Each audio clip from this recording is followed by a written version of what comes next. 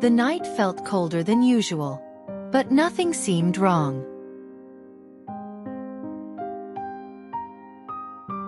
The parents felt warm enough, so they thought the baby was fine. But the dog stayed close. He kept watching the baby.